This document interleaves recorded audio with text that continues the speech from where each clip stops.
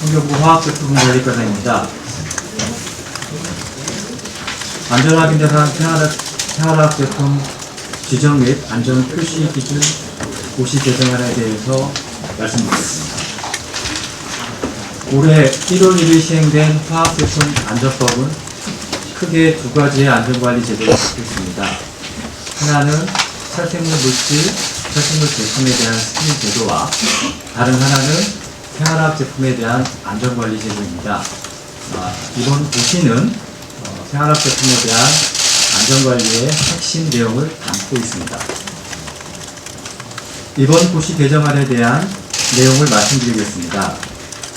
첫 번째로 안전기준 강화에 대한 사항입니다. 우선 2021년 1월 1일부터 제조 수입되는 세정, 세탁 제품에 대하여 제품 내 세정 용마 용도에 사용되었던 미세 플라스틱의 하나인 마이크로비즈의 사용을 금지합니다. 또한 공기청정기, 에어컨 등에 사용되는 필터형 보존젤 제품, 즉 항균 필터에 가습기 살균제 원인 물질 5종을 제품 내 함유 금지 물질로 지정하고 고시 개정일로부터 시행을 합니다. 현재 분사형 제품인 경우는 제품 내 가습기 살균제 원인 물질이 함유 금지 물질로 지정되어 있습니다. 아울러 2021년 1월 1일부터 가습기 또는 이와 유사한 전기기기에 넣어 사용하는 생활화학 제품의 제조 수입을 금지하고 기업이 스스로 그 안정성을 입증한 제품만 시장에 유통될 수 있도록 할 예정입니다. 마지막으로 수은에 관한 미나마타 협약에 따라 수은을 살생물 제품 4개 품목이 함유 금지 물질로 지정하고 미나마타 협약의 국내 효력 발행일부터 시행할 예정입니다. 다음은 인주 등 3개 품목의 관리 대상 지정 및 안전기준 신설에 관한 내용입니다. 인주, 수정액, 공연력, 포구액 등 3개 품목을 안전확인 대상 생활화학 제품으로 신규 지정하고 그에 따라 벤젠 등 8종의 화학물질에 대한 안전기준을 마련했습니다. 해당 규정은 2021년 1월 1일부터 제조 수입되는 제품부터 적용합니다. 이번 고시 개정안의 상세 내용은 환경부 누리집에서 확인할 수 있으며 행정예고기관의 이해자 등 국민의 다양한 의견을 수렴한 후 부재심사 등을 거쳐 확정 시행될 예정입니다. 이상 설명을 간단히 마치고 참고로 23쪽을 봐주시겠습니다.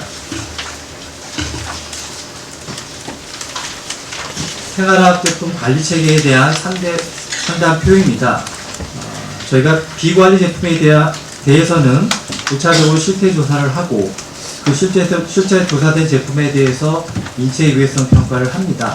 그리고 앞서 말씀드린 3개 품목과 같이 안전 표시 기준을 신설을 하고 사업자들은 그 표시 안전 기준에 따라서 적합 여부 확인 신고 등을 거쳐서 시장에 제품을 출시를 합니다. 이후 환경부는 시장 모니터링, 안전성 조사 등 사후 모니터링을 하고 있습니다. 이상 보고를 마치겠습니다. 네, 질문을 받겠습니다. 질문 있으면 손을 들어주시기 바랍니다.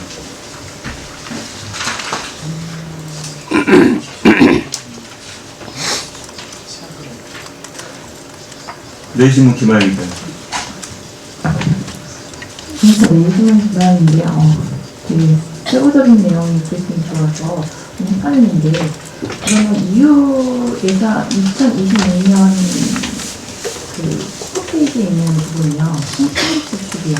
그럼 나머지 부분은 다 그 동일하게 국제적인 규제 기준이 다 동일한 건가요? 우리나라 그 2021년 1월 1일부터 뭐 세정 제품, 세탁 제품에 대해서 그 미세 플라스틱 마이크로비즈 사용 금지하다는 이것도 뭐 EU나 다른 그 해외에서 동일하게 금지를 하고 있는 항목들인 건지 아니면 여러 가지 되게 세부적인 내용들이 많은데 이 한계 특징만 그 동일하게 그 해외 규정에 동일하게 적용을 한 거니까 그걸 이렇게 안 적어주고요. 그리고 저기 이 라벨링 그 사용 상황 보고 그 대상 기준 방법 마련한다고 했는데 그게 뭐 대략 언제까지 이걸 좀 마련하겠다 이런 계획이 좀 있는지 시간적인 계획도 좀 알려주세요. 첫 번째 지시사항은 글로벌 규제에 맞춰서 현재 규제가 진행되고 있는지에 대한 지료로 판단되고요. 현재 그 화장품과 그다음에 의약용품에 대해서는 마이크로 비즈에 대한 금지가 글로벌적으로 시행이 되는 나라들이 많이 있습니다. 그리고 세정 세탁 제품에 대해서 현재 마이크로 비즈의 금지를 시행하는 나라는 저희가 파악하기로는 뉴질랜드가 한 곳이 있고요. EU 같은 경우는 올해 3월에 규제 방안 제안서를 내놓은 상황이고 현재 그 기준에 따라서는 2021년 상반기 중으로 시행될 예정인데 현재 EU 집행위원회 결정이 남아있는 상황으로 알고 있습니다.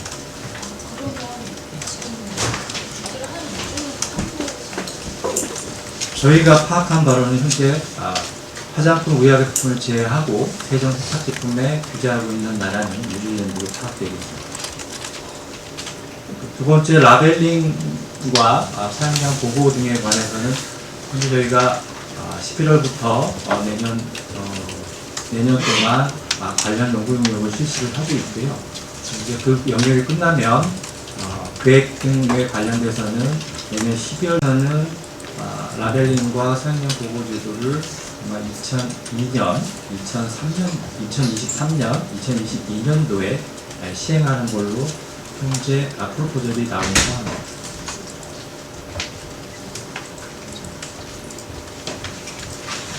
SBS 이용식 기자님.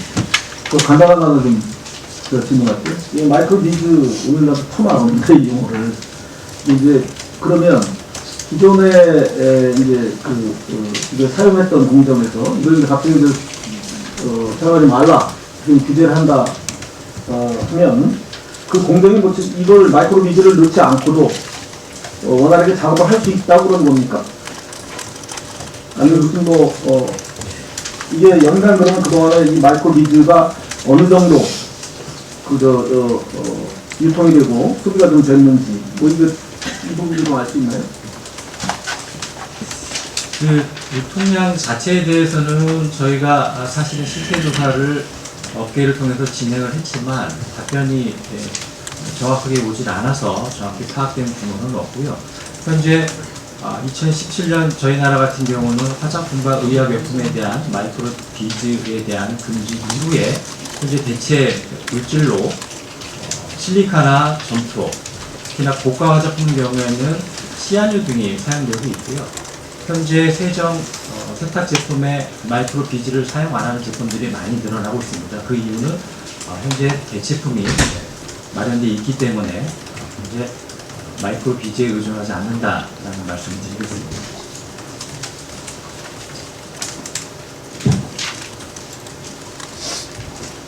질문. MTN 이재경 간사님. 네, 이재경입니다. 저도 간단한 것 좀 여쭤볼게요. 그 가습기 살균제 원인 물질 5종을 금지 물질로 지정했는데요. 그 바람직한 일인데 좀 늦은 것 같아요. 문제가 좀 꽤 됐는데. 그래서 이렇게 늦어진 이유 좀 설명해 주시고요. 그 다음에 수은에 관한 미나마타 협약. 이게 아니어도 사실 오래전부터 우리는 그 수은을 참가하지 못하도록 해왔던 걸로 기억을 하고 있습니다. 근데 혹시 아직까지 쓰고 있는 게 있는지, 그리고 지금 어느 정도 지금 사용되고 있는지 뭐 사례가 있으면 좀 말씀 좀 해주세요. 세탁금제 5종에 대한 규제는 사실은 저희 화학제품법이 올해 1월 1일 시행이 됐고 그게 올해 2월에 항균 피폐에 대한 안전기준을 새롭게 마련을 했습니다. 거기서 사용 가능한 찰세형 물질이 지정이 되어 있는데 거기에 이미 이제 빠져 있었고 2016년도에 그러한 그 항균 피폐에 대한 문제점이 검토가 됐고 기업 스스로 가습기 살균제 원인 물질에 대해서는 사용을 자제하고 있었고 저희가 실태 조사를 한 결과도 사용을 거의 안 하는 걸로 파악이 됐고 저번 8월 달에 한번 발표드린 바가 있었는데, 소비자 시민연대와 공동조사, 시민연대가 아니라 기표원하고 공동조사 결과를 발표한 바 있는데, 비의도적으로 일부, 그 당시에 MIT가 들어갔던 사례가 있었고, 그 이후에 기업들의 자발적으로 조사를 권고하고, 현재 사용 안 하는 부분에 대해서 파악이 됐습니다. 실제 기업들은 사용을 안 하고 있는 걸로 파악이 됐고, 그럼에도 불구하고 규정에 명확하게 원인 물질에 대해서는 금지하는 걸로 명확하게 고시 개정하는 걸로 정리가 된 상황입니다. 두 번째, 수은 관련해서는 현재 4개 제품에 대해서 현재 수은을 사용하지 않습니다. 그럼에도 불구하고 국제협약이기 때문에 현재 수은을 금지하는 걸로 명확하게 규정을 마련한다고 보시면 되겠습니다. 내신은 김하영 기자님. 올해 2월까지 비관리 제품 위해성 평가 및 안전 관리 사항 관련 연구가 했다고 했는데, 이 보고서는 공개된 보고서인가요? 자료 주실 수 있으면 주시고, 플러스, 제가 여쭤보고 싶은 거는, 이게 플라스틱 같은 경우는 보통 유해성 여부에 대해서 약간, 물론, 객관적으로 보기에는 당연히 위험하다고 생각이 들 수 있지만, 이 위해성 부분에 대해서는 아직까지 학계에서 어떤 확립된 컨센서스가 없는데, 이 위해성 부분은 어떻게 평가하셨는지 좀 궁금해서요. 말씀하신 그 연구력 보고서에 저희가 미세 플라스틱에 대해서 연구 용역을 작년 올해 1월까지 진행을 했고요. 말씀하신 대로 최근에 또 WHO에서 미세 플라스틱의 인체 유해성에 대해서는 명확한 근거가 없다라고 발표를 함에도 불구하고 글로벌 사회에서는 미세 플라스틱에 대한 제재는 필요하다라는 게 대체적인 입장입니다. 실제적으로 이러한 우려가 있다라는 얘기는 많이 합니다. 인체 농축하는, 그러니까 생태계 위협이라든가 인체에 대한 유해 가능성에 대해서 다각적인 현재 연구가 진행되고 있고, 그 부분에 대해서 조만간 발표될 예정이고요. 현재까지 말씀하신 대로 인체 유해성에 대한 명확한 근거는 없습니다. 그러니까 제가 여쭤보고 싶은 거는 물질 흐름 측면에서 관리하는 게 중요한 것 같긴 한데, 지금 뉴질랜드를 제외하고는 지금 규제를 하고 있는 것이 없다고 하면, 이걸 업체들한테 어떻게 설정하시는지 생각하고. 업계 회의를 그동안 한 3차례, 4차례 정도 진행을 했고요. 앞서 말씀드렸듯이 대체물이 존재하기 때문에 규제 성능도나 이런 부분에 있어서는 가능하다라고, 이유도 사실은 규제 방안 프로포즈를 제출할 때 이 마이크로 비즈, 세탁 제품에서는 마이크로 비즈에 대해서는 규제 비용이 매우 낮다라는 검토 의견을 냈고요. 나머지 대체 물질이 없는 부분에 있어서는 현재까지 규제 비용이 높기 때문에 단계적으로 시간을 줘서 확대해 나가야겠다라는 내용으로 설명이 되고 있습니다. 환경일보 김경태 기자님. 환경일보 김경태입니다. 오늘 여쭤보려고 그러는데, 지금 이제 기준치를 설정을 했잖아요. 제품에 대해서.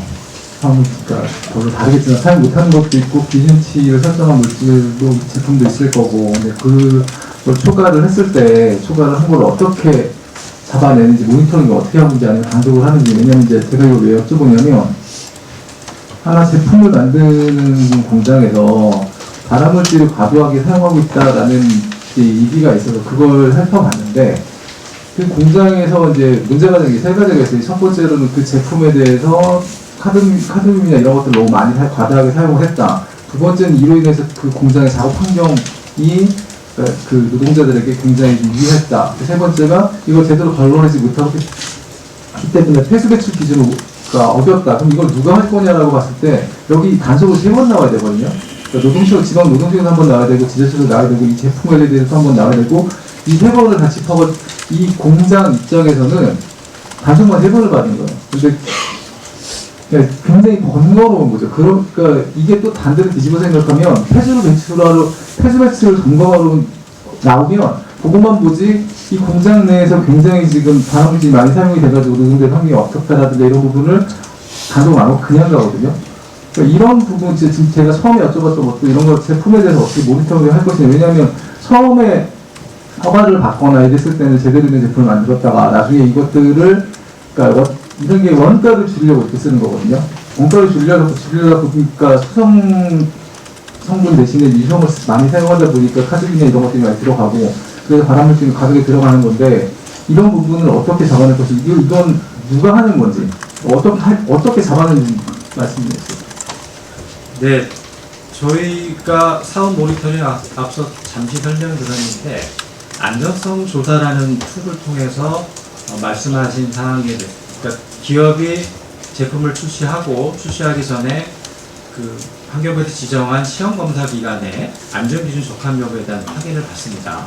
거기서 통과되면 기술원을 통해서 우리 통과됐습니다라고 신고를 하면 자가번호, 안전확인 적합이라는 번호를 부여받고 실제 표시 사항에 그 번호를 주입해서 시장에 출시를 하게 되고 그렇게 되면 저희는 매년 그 적합 확인을 받은 제품에 대해서 모니터링을 실제 동일한 시험 방법을 통해서 샘플을 회수해서 실제 그 실시를 하게 되고 만약에 이제 그 부분에 대해서 안전확인 기준 받은 그 기준하고 틀리게 저희 기준을 오버를 했다라고 하면은 일단은 제조 수입 중단 또 회수 조치 그리고 가징금 부여 등 다양한 규제 수단을 동원해서 현재 진행을 하고 있고 그러한 사항들은 이번에 새롭게 시행된 화학제품 안전법에서 새롭게 추가적인 규제가 마련이 되어 있습니다. 그 제품 검사나 모니터링을 할 때, 그러니까 필요를 필수한다고 했잖아요. 그러니까 검사를 하신다고 했잖아요. 근데 그것도 언제 검사를 할 것이다라고 미리 사전에 알려주지 않나요? 제가 보니까 사전에 미리 언제 검사할 때도 알려줬기 때문에 거기서도 그때만 딱 적합한 제품을 만들고 그 외에는 또 이상한 제품을 만들고 그러던데. 아닙니다. 사전에 알려주는 경우는 결코 없고요. 저희가 임의적으로 내부적으로 이러이러한 제품에 대해서 매년 계획을 수립을 하고 혹은 실제 운영 중에 그 다른 루트를 통해서 별도로 정보를 부적합 제품에 대한 정보를 얻을 경우 그런 경우 혹은 산발적으로 올해도 이제 한국주택에 대한 전수조사를 그 가정용 에어컨 가정용 공기청정기에 대해서 일부 이제 산업부가 실시했지만 그러한 다양한 통로를 통해서 안전성 조사를 검증을 하고 있고 실제 안전성 조사를 검증을 하게 되면은 위반율은 2% 정도 나오는 걸로 알고 있고 저희가 강력한 제재를 하기 때문에 안전성 조사 위반율은 점점 줄어가고 있다 말씀드리겠습니다. 제 질문 기반입니다. 죄송한데 이거 고시 품목별로 위반했을 때 그 처벌 그 수위가 어느 정도 가격 설명.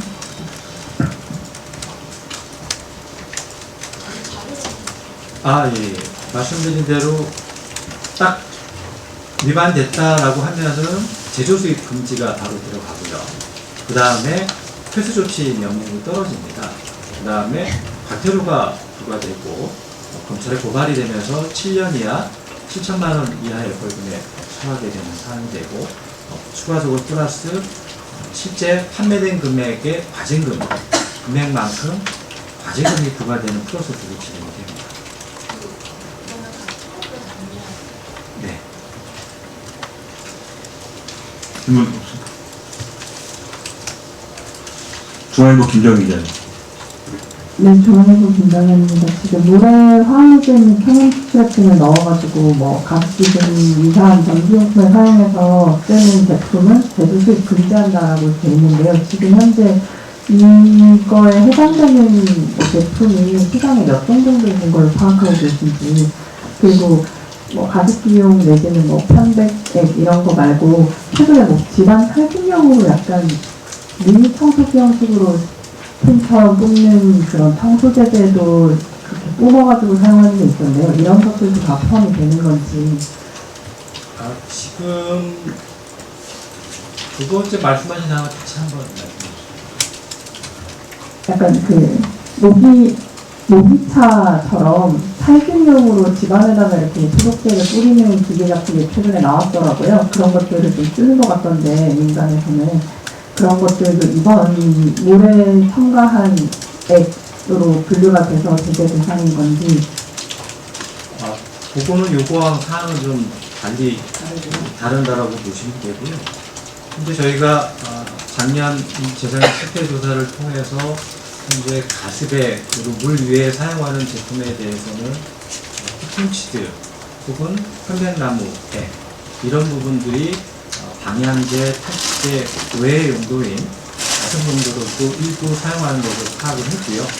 또 관련해서 실제 무슨 물질이 들어가 있는지에 대한 함유물질 검토를 진행을 했고, 자연유래 물질이라 하더라도 인체에 유해성이 있는 부분이 있을 수 있기 때문에 그거에 대한 유해성 평가를 진행을 해서 만성인 경우에 특히나 가습의 용도로 쓸 경우에 대해서는 일부 유해성이 있다라는 물질이 발견이 됐고, 그래서 이제 가습액에 대한 규제를 원천적으로 하고, 그 이유는 앞서 말씀드린 대로 각각의 제품에 대한 안전 기준을 설정을 하면 되지 않겠느냐라고 또 반문이 될 수 있는데, 워낙 자연 유래된 부분의 그 식물류에 대해서는 식물의 위치나 식물의 원산지, 또 무기냐, 줄기냐, 뿌리냐에 대해서 다양한 그